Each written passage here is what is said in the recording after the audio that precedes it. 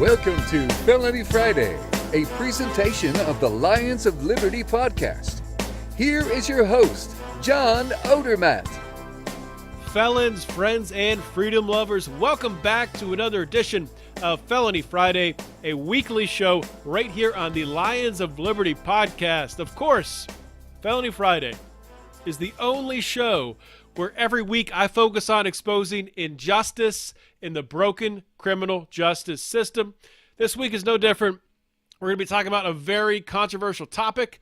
We're going to be talking about the use of the death penalty, capital punishment. I'm going to be talking with an activist from the conservative side of the aisle who is doing her best to eliminate, to reform, to repeal, to get rid of the death penalty. I'll introduce my guest in a minute. Before I do that, I just want to remind you guys that Felony Friday is one of three shows that we have here on the Lions of Liberty podcast.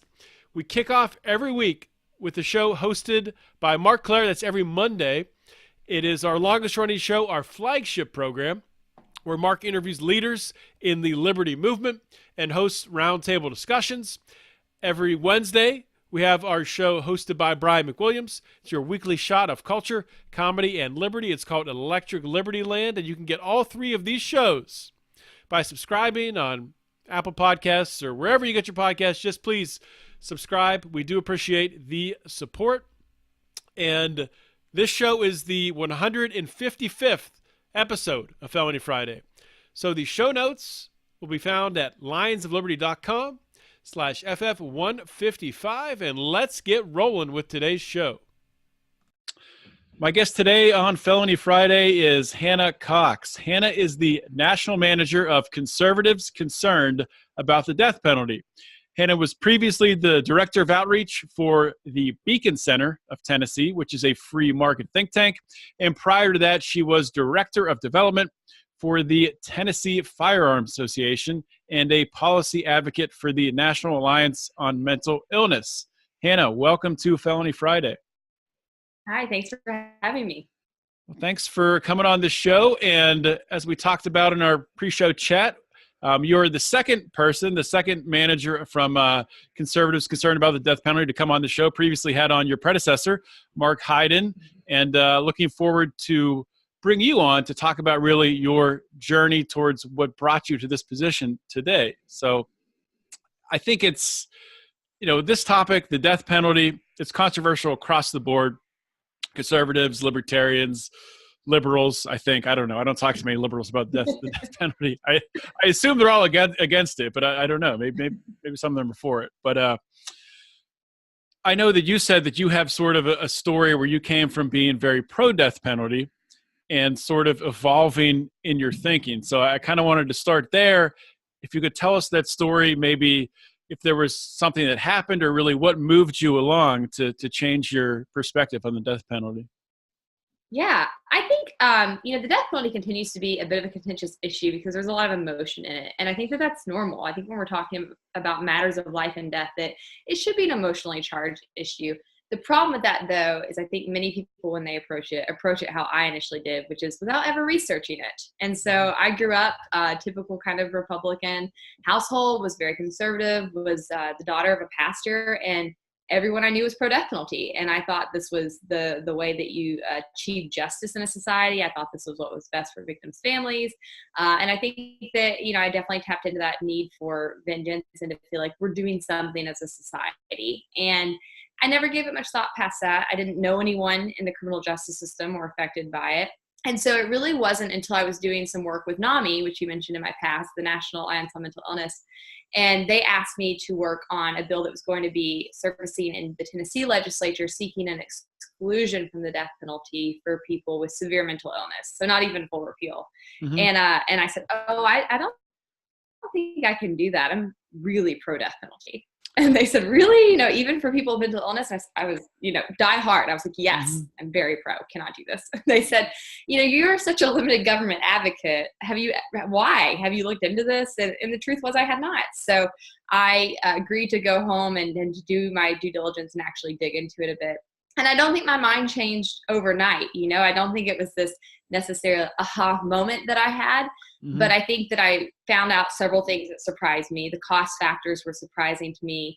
The amount of innocence that had been found within the system was surprising to me. And certainly I began to realize very quickly that there were definite needs for protections for people with severe mental illness that were not currently in place. And so I initially began working on a very limited bill surrounding the death penalty. And as I continued working on that issue, and also as I was working on some other criminal justice reforms and other capacities, and that has only strengthened over time as I found out more and more about it. I wanted to ask you, Hannah, you mentioned that your father was a pastor growing up in the, with a Christian faith, Christian background. I think it's interesting, and I've talked about this in the past. I had on Shane Claiborne. I don't know if you've heard about him, but he's a anti-death penalty advocate coming from, I forget what denomination is in the Christian faith, but he talks about a lot the death penalty from the perspective of being a Christian. And I've always found it fascinating how so many Christians just, without questioning it, like you yourself said, you didn't really question it, you just support it. Why do you think that is? I mean, do you think there's a reason why Christians really just, not across the board, but in general, are really pro-death penalty? Yeah, well, I think to some extent, you have to look back at what they're being taught in their churches and their denominations. So if you're being told by your leadership that this is okay and you're not being asked to really question it, then I think most people don't. And I think that's just sort of a symptom in American politics across the board, is that a lot of people are not really applying their own logic and thinking through things, and instead of relying on other people to sort of tell them how they should feel about that, whether that's a pastor, or whether that's a senator, or whether that's a close friend. So I think it does go back to that. I also think at the end of the day, you can take the Bible in many different ways. There's people who can quote scripture at you to back up the death penalty, and there's just as many scriptures you can throw in to oppose the death penalty. And so I think at the end of the day, what that says to me is that if denominations can't even agree on this, then we shouldn't be using this to set policy, because I think that that's a fallible thing to rely on there. And for me, with my personal faith, when I really started questioning this a bit more, what I came down to was that if I truly believed, as my faith teaches, that someone can be redeemed at any point in their life, and that God can save someone no matter what they've done, then who are we as a state, as a country, and especially as a church, to cut short that time period that God might have to work in their lives? And that was really how my faith changed in seeing the death penalty. And so I think I had two things that shifted, right? I changed my mind from a policy standpoint, and then I also changed it from a faith standpoint, morality standpoint as well. That's interesting. That's pretty similar to the way that I've grown to look at it, in that, and it's not easy to look at it this way. I mean, somebody that commits a heinous crime, obviously there are times when, somebody is put on death row and charged with a crime falsely. But let's say that you're 100% sure somehow that, that they committed this crime. They killed a bunch of people. They killed children or something like that. It's hard to get to that point to think that this person deserves to live, but who are we to extinguish a life? Who are we to make that call? I guess that's the way I look at it. That's really not something that's in our hands. I'm not saying you let that person go back into society at all. Keep them in prison, but who's to say that God can't move in their life and have them have some sort of positive impact while being in prison, in who knows what kind of way. So that's kind of how I've evolved, looking at the death penalty. So it's one thing to change your view on the death penalty. It's another thing to take the position you're in, which is really, leading the charge in activism in a conservative group. So what made you step up and want to take that role? That's a great question. I had actually had the privilege of working around conservatives' concern about the death penalty at the state level in Tennessee while I was actually coordinating the effort on the severe mental illness bill. And I remember the first time I heard from their state director, she announced her position and her title and the organization she was with, and I thought, there's conservatives out there against the death penalty. Who knew? And it was such a it gave me an opportunity. I think it was such that was a light bulb where I recognized all of a sudden that, okay, it's okay to question this, to take this position. And there's others that are questioning this from a very consistent philosophical position, and not what I had been taught growing up, that it was only liberals who, cared more about the offender than they did the victim. And it kind of helped me shift that in my mind. And so I've always been really interested in the mission of Conservatives Concerned, and thought it was a great approach, and really offered a way for people to be consistent in their values and in their principles. And I think that's what we offer to people. For me, one reason I was so passionate about wanting to take this on full time is I think that it's seen too often as an outlier. We've seen this big criminal justice reform movement taking hold in the country, thank God. And we've seen a lot of bipartisanship in that, and some really amazing things come about both at the state and hopefully the federal level this month. And having worked around that, having gotten to know some of the people who I've seen their lives change, I've seen the hardened criminal who's now a Christian who runs a ministry in their hometown helping people. I think I'm tired of seeing death siloed as this outlier issue that shouldn't be involved in that discussion of criminal justice reform. And how do we really make sure that we have a system that is focused on restoration, that is focused on efficiency, that is actually focused on deterring crime? And right now, I think the death penalty is one of the biggest roadblocks to all of those things. And I think that once people are confronted with the facts, they'll see that and change their minds on it. And so I was just very moved to use my voice and my position and background and connections to try to bring this into the conversation and make it part of the mainstream discussion on criminal justice reform, like I think it should be. And lastly, I'll just add, I think that for me, I'm very burdened by the people who have been convicted wrongfully, and who often don't have the socio-economic means to defend themselves or to even work through an appellate process and really get justice. And so I feel very compelled to try to advocate for those people as well. And I think that when you start digging into the death penalty system, you quickly find that many of those who get caught up in this part of the system and who are sentenced or even tried typically have very traumatic backgrounds. They're typically people that have been failed by the system and by their communities time and time again.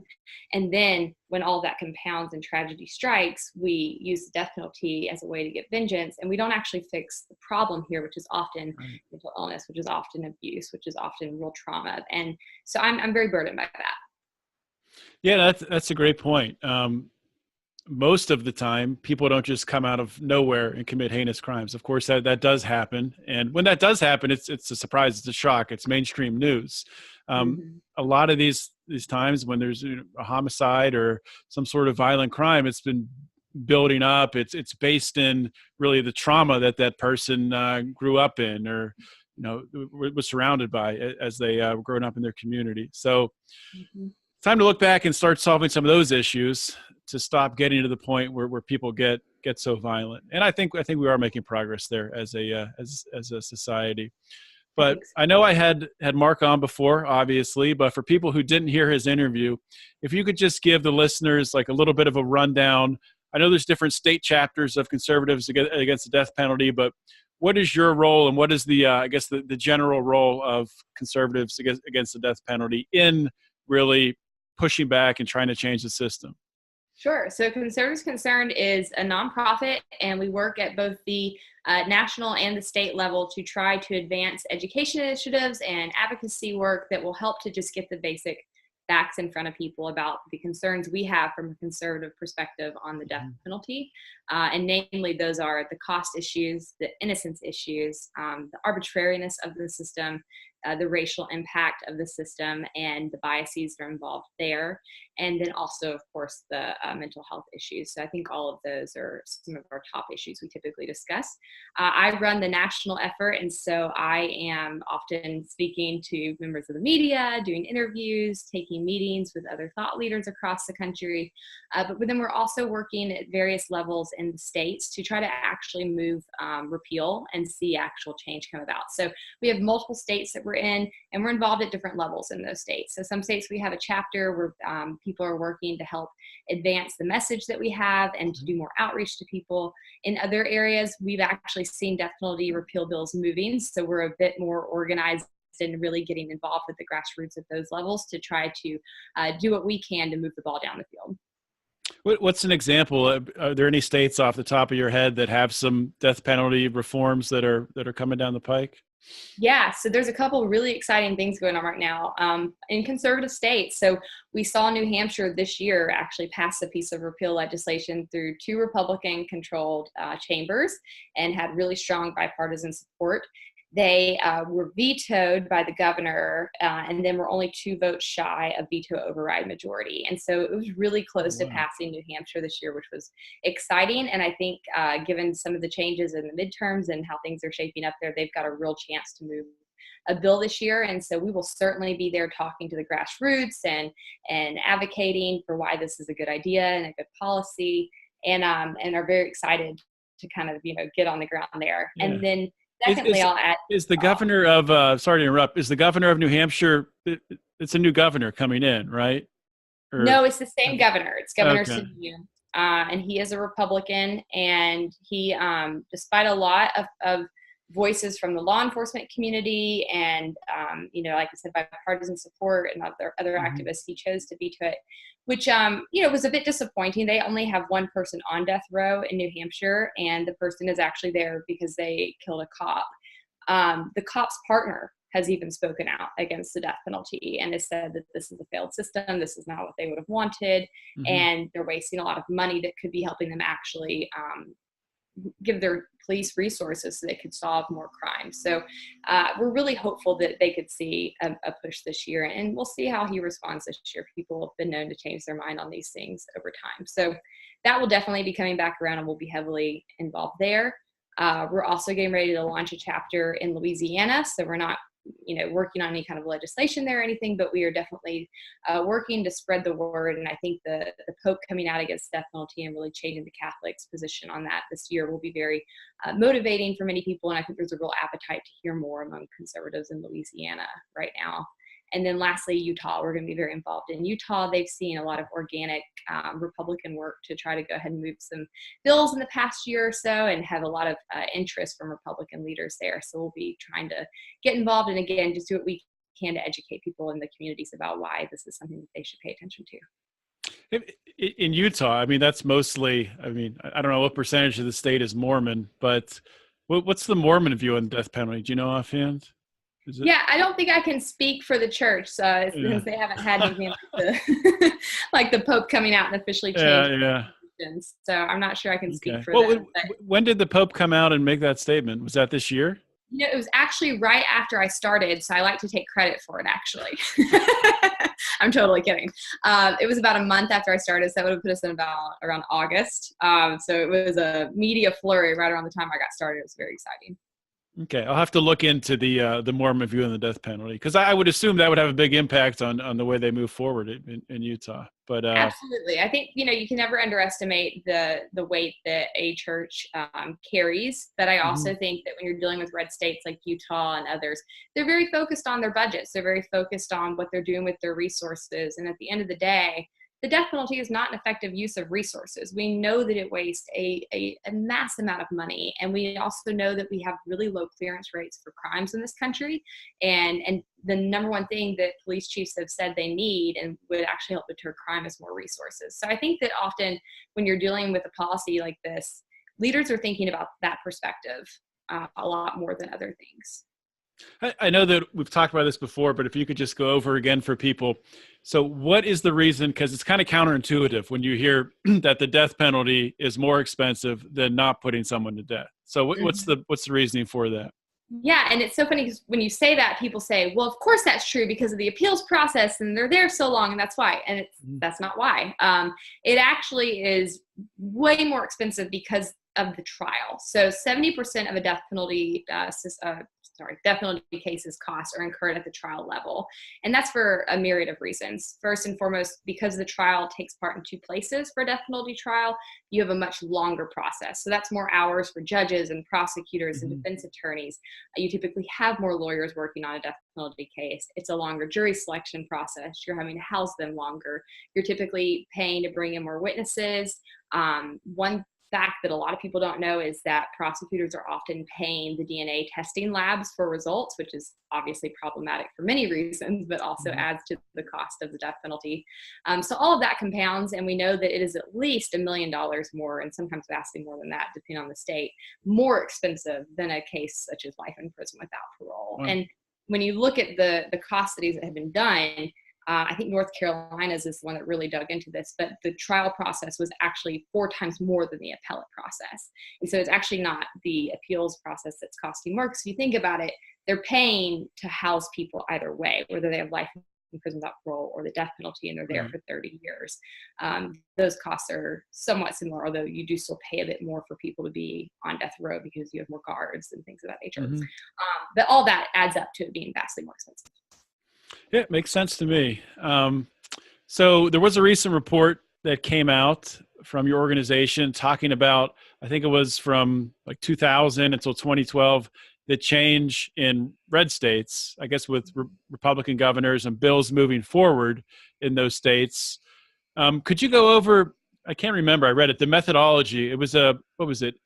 Was a percentage? Well, I guess you know better than me. So how did you measure this change of support in these red states? So what we were actually measuring was the number of Republican lawmakers sponsoring death penalty repeal bills. And what we saw when we looked at that is it was almost non-existent. It was in the single digits every year up until 2012, or up through 2012. But then as we saw, and Conservatives Concerned did launch in 2013, so I like to think this played a bit of a part in it. But starting in 2013, we saw those numbers start to more than double. And that trend has stayed consistent ever since. We have seen more and more lawmakers that are Republicans sponsoring or co-sponsoring bills to repeal the death penalty. And that's important because I think there's a big difference in a conservative speaking out about the death penalty versus someone who is elected as a Republican taking it on. Because what that says is that they feel they have the support of their constituents to do that. And so I think that's a real measure of where they feel the opinion is in their districts and what they think that people want. I think that's also something that becomes very apparent when you look at how death sentences are down in the country. They're down about 60% since the start of the new millennium.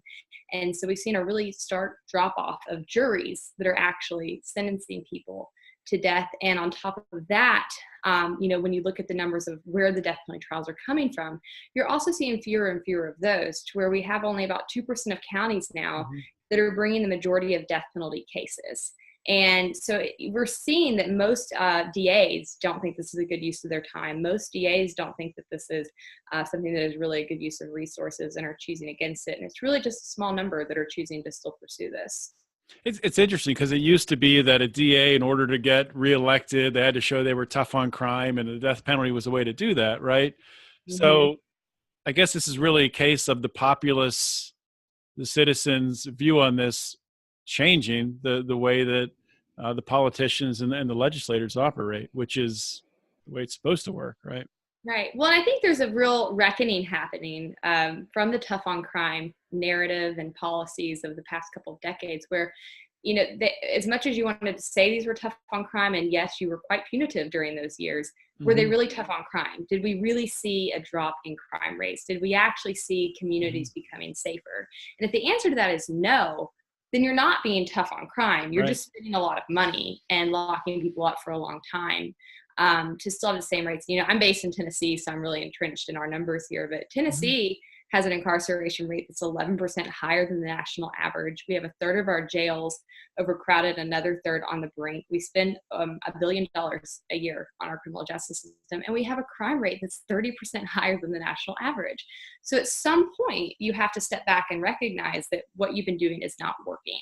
And I think that the reality is, just system-wide as a whole, most people are going to get out. Very few people are not going to ever get out of jail. So we need to focus on making sure that they have a way of being led back into society where they can be productive. And I think once people go down that road, it also helps them open their eyes to other issues with long-term prisoners, and what are we doing there, and what got us here, and what can we do to prevent more of those people from coming about in society, right? Let's try to think of ways that we can address root causes of crime before violent crime occurs, so that we can actually cut down on violence. Yeah, it's really a public safety issue when it comes down to it. Obviously, I'm a libertarian, my perspective, I don't want people locked in a cage for a nonviolent consensual transaction, be it cannabis or cocaine or whatever. Not saying I'm in favor of anyone using any particular drug, but people should be allowed to put in their body what they want to, and that's the consequences they have to deal with and figure out how to live with that. But understanding that actions have consequences, and like you were talking about with this tough on crime narrative, has really created, sort of led to this opioid crisis that we're seeing today. And kind of going down a different rabbit hole there, but I think that's what's starting to wake people up. People are starting to understand that if you look at the numbers of people addicted to heroin over the years, it hasn't gone down. There hasn't been less overdoses. There's been a lot more. So it's sad that it's had to come to this, but I think we have reached a tipping point here. And we're seeing recently, of course, with the First Step Act, which maybe by the time this airs will have passed. I don't know. We'll see. But yeah, it's definitely interesting time, and I'm sure for you in your field, it's there's a lot of opportunity to make a positive impact. And I just want to ask you one or two more questions in closing.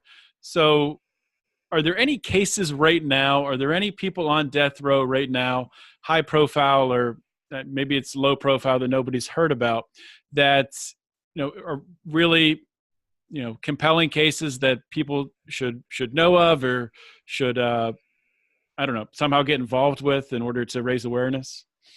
Yeah, I think personally, I like to look at this as a systematic issue. And I think that, yes, there are many cases you could dig into. It's hard to know where to start. If you look at Texas, they have 1 in 4 people on their death row that was represented by a public defense attorney that was later disbarred or disciplined in some kind of way. There's so many people who aren't getting fair trials. It almost feels wrong to elevate one over the other. But what I would say to people is that, you need to be paying attention to what your DA is doing. And I think for so long, people have given a pass to legislators and DAs and kind of not paid attention to the decision makers here. And you can have a lot of impact in making sure that you're questioning what people's approaches are here and are they thinking through these things, and really letting people know that it's something that people care about and that they want to make sure that we are conducting ourselves in our justice system in a way that is ethical and that is effective. And so I think that, we really encourage people to dig in where they are locally. And I think your voice will always have the biggest impact where you are locally and with your local leaders. And so I think that's a great way for people to get involved. And I think that as a whole, my other issue with kind of cherry picking cases within the death penalty system is that it's a systematic problem. And I think so often when people are confronted with the issues with the death penalty, they'll say things like, oh, I'm only for it in the worst of the worst cases, or I'm only for it when we know beyond a shadow of a doubt that it's the person. But the problem with that is that's not how the system operates. So you can say you're only for it in these cases, but as a whole, this is a system that operates across the board, and there is no way that we can make sure there are no innocent people caught up in it. And there's no way that we can make sure it's only the worst of the worst, because it's very arbitrary who's deciding who gets this and who doesn't. And so I think that people need to start viewing it in that capacity, right? It doesn't have to be something where you're saying that, I think we meet many people who are conservatives and libertarians who are against the death penalty, not based on their own personal moral code, but because of how it's working in practice. And I think that's what we're really trying to point people towards with conservatives' concern. I think many of us do think there's moral issues, but also, even if that doesn't tug your heartstrings or you don't have that draw, I think if you just look at how it's operating as a system, no matter how much you might stand behind it in principle, the practice of it is just completely off the rails. And so I think that's what we need to be calling attention to. Well, I will say first, you might have a future in politics, because that was an excellent block and pivot on my question there. But I agree with you, and I definitely totally understand where you're coming from. It is a systematic problem. I guess the reason that I would bring that up and ask that question, because sometimes in order to influence people and to bring people to a cause, just from an emotional standpoint, I know you don't want to elevate a case and say one's greater than another, but And, journalists do a great job of this, picking a case and going into the details of it and what went wrong. But sometimes to play on people's emotions in order to bring them to the cause, it can help for that. But that's probably not your role as an activist. I'll throw out one for you. So I think one that's really kind of gotten under my skin recently is actually the latest death row exoneree out of Florida. And I actually wrote a recent article on him. His name is Aguirre Clemente. And if you start digging into that case and all the things that went wrong there, it will make your blood boil when you realize why some of these wrongful convictions are happening and how easily it can happen to someone if they don't have the means to afford a good attorney. And this guy served, 15 years before he was exonerated simply because he couldn't get some DNA tested, essentially, at the end of the day. And had just prosecutors that totally overlooked who most likely is now the main suspect for actually being guilty. But she, wasn't as good of a narrative. And so they went with this other guy who was an immigrant and who, didn't have the same kind of means. And I just think you see that happen so frequently with our exonerees. And if you see this many exonerees, we have one person exonerated for every 10 executions. Mm-hmm. We know there's more of them on death rows that are waiting to be found innocent. So I think that actually is something good for people to look into. Yeah, I start every show by saying we have a broken criminal justice system. So that means it's broken at every level, broken from people sitting on death row all the way down. So that's important to remember that. I want to thank you for being so generous with your time. But before I let you go, if you could just tell my listeners where they can learn more about conservatives about the death penalty, where they can pitch in or help in any way. Absolutely. So they can go to conservativesconcern.org. There's a lot of information on our website. They can contact us. They can shoot me an email. My email's on there. I'd love to know if you're in a local state and you want to get more plugged in and involved. We're happy to get you set up and help you connect with existing chapters or even help you launch your own. And so that's a great way to get informed on what we're doing. They can also find us on social media at CCATDP on Twitter and Facebook. And so that's a great way to keep up with local news too. All right, Hannah. Well, thank you so much for coming on the show. Thank you so much for having me and for all the work you're doing. I really appreciate it. All right. Bye now. Hope you guys enjoyed that interview today with Hannah Cox. And this is a very, very important topic, obviously. We're talking about the death penalty, capital punishment. Somebody's life is on the line. Cannot understate that. And, I think the work that conservatives against the death penalty, the work that they're doing is so important and does not get the credit that it's due. So I wanted to bring Hannah on, give her a chance to share why she's so passionate about it, how she found her way into this role, which I think is just, it's so critical. And I thought it was really interesting, her backstory coming from, her being the daughter of a pastor and really evolving from that role. It's always so interesting to me to look at the death penalty from the aspect of Christianity.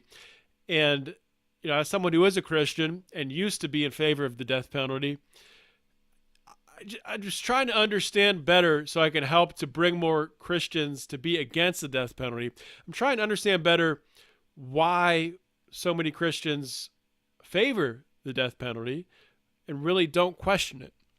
So I really respected and I was happy to get Hannah's views, especially that aspect of it. And it's important. I've talked about, and we'll talk about in the future here as we get closer to the end of 2018, the progress that has been made within the criminal justice system, especially with what's happening with the First Step Act, with the House and Senate approving that. It's fantastic. But there's progress other places. There's progress in these states, individual states, the way that they're viewing the death penalty, and less people are being put to death by the government. And that is a very good thing. Because as you know, as I've talked about on this show so much, this is a flawed system we live in. You don't have to look any farther than the amount of people who were exonerated by DNA evidence. The system is broken. People who are innocent are in prison. There's no secret. That's a fact. So are you going to trust a system that puts innocent people in prison, habitually puts innocent people in prison, overcharges people? You're going to trust that same system to decide who lives and who dies? I think that's insanity. I think that's crazy. And I would challenge you to rethink your opinion. So that's all I have to say about that today. And I really am just going to close the show. I just want to wish all the listeners out there a Merry Christmas. And, speaking of Christmas, speaking of the holidays, we do have a holiday special right now with our Patreon group, our Lions Pride. If you join the Lions Pride, today through the end of December, you will be entered. Or not entered, you'll get it. So if you join for $10, you will get our beanie. Our beanie hat has our Lions of Liberty logo on the front. That's a free additional thing you get for joining at $10. You get all the other stuff you would normally get at $10. If you join at $15 and up to $25, you get our Lions of Liberty sweatshirt, hooded zip-up sweatshirt. We just came out with it. It's in our Lions of Liberty store. Be sure to check that out. If you join for $15 and up, you'll get that in addition to all the other perks. So please consider doing that. And really, the beanie is only available either to people already in the Pride. We're going to make that just an exclusive link available to them, or to people who are joining the Pride right now for $10. So think about doing that. We appreciate your support, especially in this tumultuous time. How we're figuring out how to navigate our way around this whole Patreon fiasco with Sargon of Akkad. Did I say that right? With what's going on there with that guy. So yeah, please go to patreon.com/Lions of Liberty to get that deal. And you'll also get access to our Facebook group, and you can give us feedback and all that our private Facebook group. I can't talk anymore. I've done a lot of podcasting today. You'll get access to that, and we're in that group and getting ideas for shows and bouncing questions off of the members there. So that's a great resource for us as hosts, and we really enjoy interacting with the Pride members. So that's all I got, guys. Merry Christmas, Happy Holidays, Happy New Year. I will talk to you soon. This is John Odermatt signing off. Always remember to keep your head up and the fires of liberty burning.